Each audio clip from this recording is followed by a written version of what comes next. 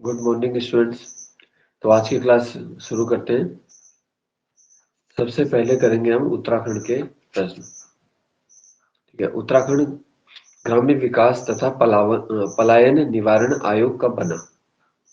ठीक है, पहले इसका नाम पलायन आयोग था, अब है पलायन निवारण आयोग। ये एग्जाम में पहले क्वेश्चन आ चुका है। यह 17 सितंबर 2017 को बना है। पलायन निवारण आयोग के अध्यक्ष होते हैं मुख्यमंत्री, और इसकी जो पहली रिपोर्ट थी वो 5 मई 2018 को सौंपी गई थी। ठीक है, तो बना था 17 सितंबर 2017, 5 मई 2018 को पहली रिपोर्ट सौंपी गई। ठीक है, तो पहली रिपोर्ट में ही बताया गया था कि सर्वाधिक जो पलायन हुआ है वो पौड़ी जनपद से हुआ है। नेक्स्ट है, वीर चंद्र सिंह गढ़वाली स्वरोजगार योजना कब आई? तो इस योजना के बारे में भी बहुत आता है एग्जाम में। यह 1 जून 2002। एक क्वेश्चन और निकलता है इससे, चंद्र सिंह गढ़वाली योजना से। इसमें संशोधन कब किया गया? तो ये हुआ था वर्ष 2018 में।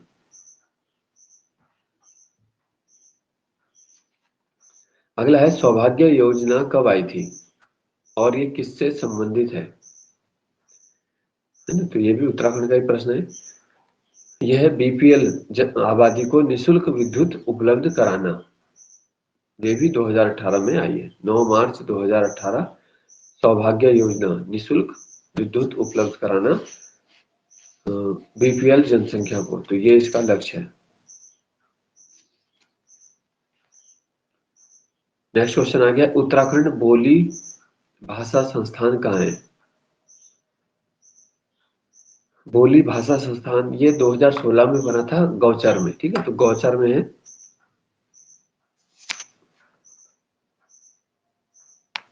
नेक्स्ट है, अल्मोड़ा अखबार के बारे में आप जानते ही हैं कि बुद्धि वल्लभ पंत पहले संपादक थे 1871 में, लेकिन इसका सुझाव किसने दिया था? ठीक है, तो अल्मोड़ा अखबार के प्रकाशन का सुझाव किसने दिया? ये तो सर विलियम म्यूर के द्वारा दिया गया था, और तब बुद्धि वल्लभ पंत ने 1871 में शुरू किया है। इसका सरकारी रजिस्ट्रेशन नंबर था 10।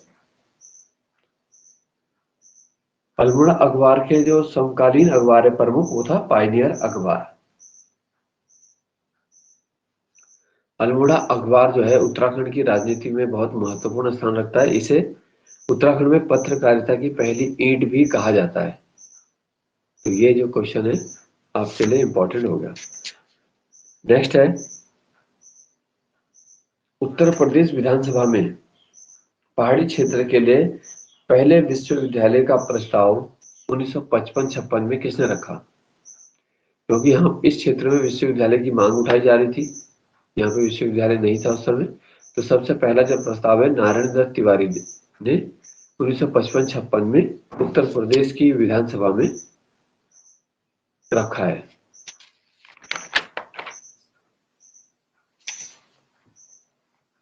नेक्स्ट है, गढ़वाल विश्वविद्यालय संघर्ष समिति कब बनी? गढ़वाल विश्वविद्यालय संघर्ष समिति 1971 में बनी है, प्रेमलाल वैद्य की अध्यक्षता में। ठीक है, प्रेमलाल वैद्य ने बनाई थी।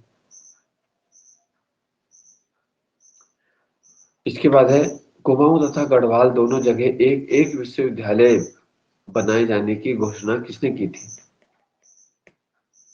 ये की गई है इंदिरा गांधी के द्वारा 1 अक्टूबर 1973 को। तो इसी साल जो है दोनों विश्वविद्यालय बने हैं, कुमाऊं विश्वविद्यालय और गढ़वाल विश्वविद्यालय।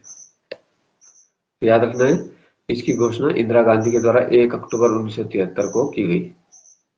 और अगर पूछेंगे विधानसभा में मांग किसने रखी, तो एनडी तिवारी ने 1955-56 में मांग रखी थी। नेक्स्ट है,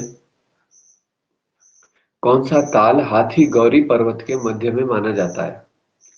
हाथी गौरी पर्वत के मध्य में। इस ताल को कौवों का प्राणोत्सर्ग स्थल भी कहा जाता है। कहा जाता है कि यहाँ पर जब कौवे होते हैं वो यहाँ पर अपने प्राण त्याग देते हैं। तो यह है काक भुसुंडी ताल चमोली का, जो कि हाथी गौरी पर्वत के मध्य में। नेक्स्ट है फादर ऑफ मसूरी किसे कहते हैं? मसूरी के पिता या फादर ऑफ मसूरी है जॉन मैकिनन। इसलिए लोग प्यार से मक्खन साहब भी कहते थे, जॉन मैकिनन। और अगर पूछा जाएगा मसूरी की खोज किसने की, तब आएगा कैप्टन यंग ने की थी 1825 में। ठीक है, कोई क्वेश्चन में आपको डाउट लगता है तो तुरंत उसमें आप कमेंट में लिख सकते हो। तो मसूरी की खोज कैप्टन यंग ने की, लेकिन फादर ऑफ मसूरी बोलेंगे जॉन मैकिनन।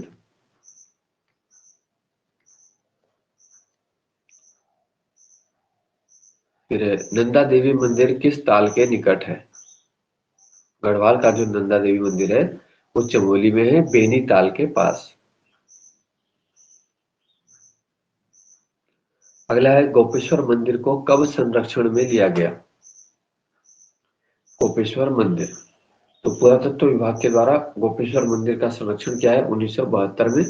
ये हिमाद्री या नागर शैली में बना हुआ है। ठीक है, ये हिमाद्री या नागर शैली में बना हुआ है। तो ये पूछेंगे तो 1972 आ जाएगा। गोपेश्वर मंदिर हिमाद्री या नागर शैली का है। गणपति नाग का त्रिशूल भी यहाँ से मिला है, और अशोक चल्र का अभिलेख।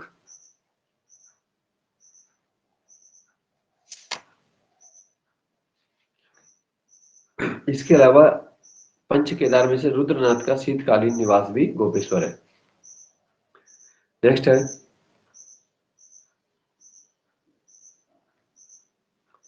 गढ़वाल और कुमाऊं के मध्य सबसे अच्छे संबंध या सबसे सहज संबंध किस राजा के समय थे? और इनका ही कार्यकाल जो है सबसे लंबा भी रहा परमार वंश में। ये थे 51वें राजा प्रदीप शाह। ठीक है, 1717 से 1772 तक, तो ये नोट करना है आपको। 1717 से 1772, 55 वर्षों का लंबा कार्यकाल है प्रदीप शाह का।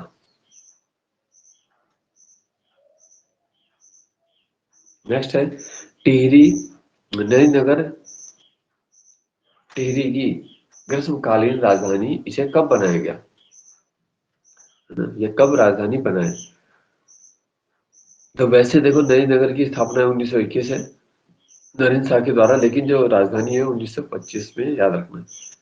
तो नरेंद्र नगर राजधानी बनी 1925, और नरेंद्र नगर की स्थापना बनी है और स्थापना हुई है 1921।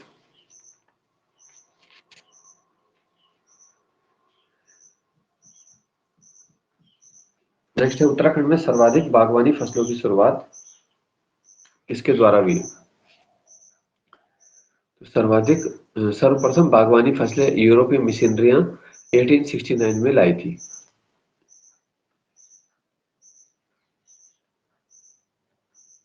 अगला महत्वपूर्ण प्रश्न है, पुस्तक बतानी है आपको। खस फैमिली लॉ या खस परिवार कानून किसने लिखा है? खस फैमिली लॉ, तो ये लिखा है एल डी जोशी या लक्ष्मीदत्त जोशी के द्वारा लिखा गया है। फिर उत्तराखंड में प्रमुख खरीफ की फसल कौन सी है? तो एक तो पूरे भारत की प्रमुख फसल है धान या चावल। इसके अलावा जो उत्तराखंड के अंदर खरीफ के अंदर महत्वपूर्ण है, जैसे मंडवा, झंगोरा, राजमा, चौलाई, ये भी खरीफ की फसलें हैं। फिर अब उत्तराखंड में चकबंदी समिति कब बनी? पूरे भारत में तो 1920 में बनी थी, लेकिन उत्तराखंड की बात करें तो 2009 में। फिर पर्वतीय क्षेत्र के लिए अनिवार्य चकबंदी की घोषणा 2013 में हुई है। ठीक है, तो चकबंदी समिति बनी 9 में। चकबंदी पहाड़ों के लिए, पर्वतीय क्षेत्र के लिए अनिवार्य की गई 2013 से, और पूरे भारत में 1920। तो ईयर से रिलेटेड देखो अलग अलग क्वेश्चन है, वही आपको याद रखने हैं। चकबंदी के लिए 5 सदस्यीय उप समिति भी 2013 में ही बनाई गई है।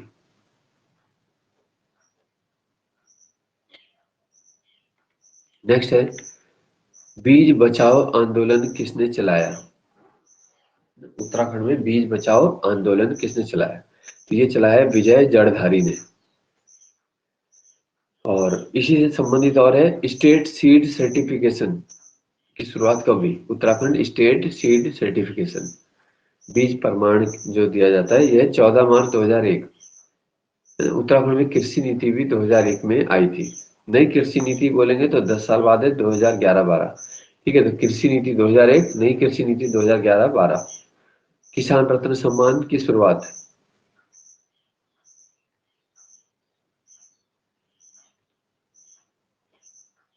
किसान रत्न सम्मान की शुरुआत हुई है 2010 से।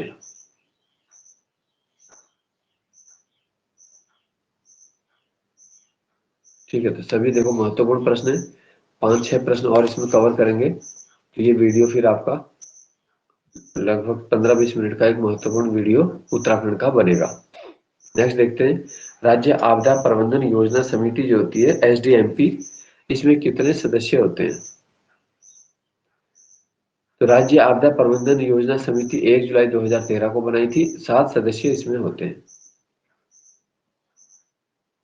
आपदा जागरूकता के लिए कौन सी फिल्म लाई गई? आपदा जागरूकता के लिए तो यह है डांडी कांटी की गोद मां। ठीक है, नेक्स्ट हो गया है, कुली बेगार का पहला विरोध किसने किया? तो राजा मानशाह के समय पंथ्या दादा जो थे एक व्यक्ति, उनके द्वारा विरोध किया गया और इस विरोध के कारण ही उनको जान भी अपनी देनी पड़ी। तो पंथ्या दादा याद रखना है, कुली बेगार या बेगारी के लिए पहला विरोध किया।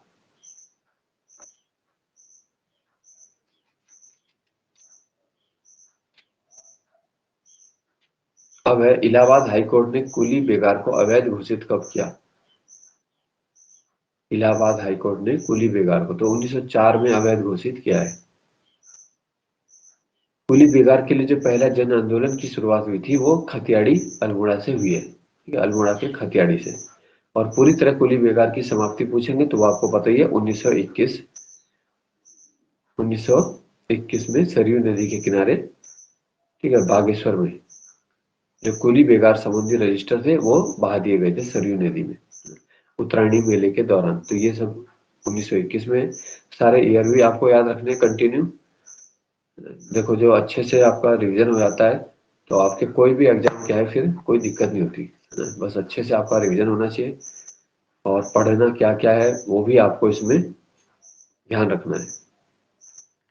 नेक्स्ट है, राजी जनजाति को अदृश्य सौदागर किसने कहा?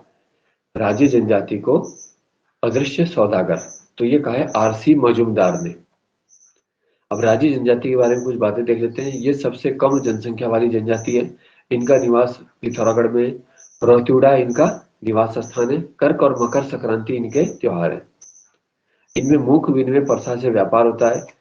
ये लोग मुंडा भाषा का प्रयोग करते हैं।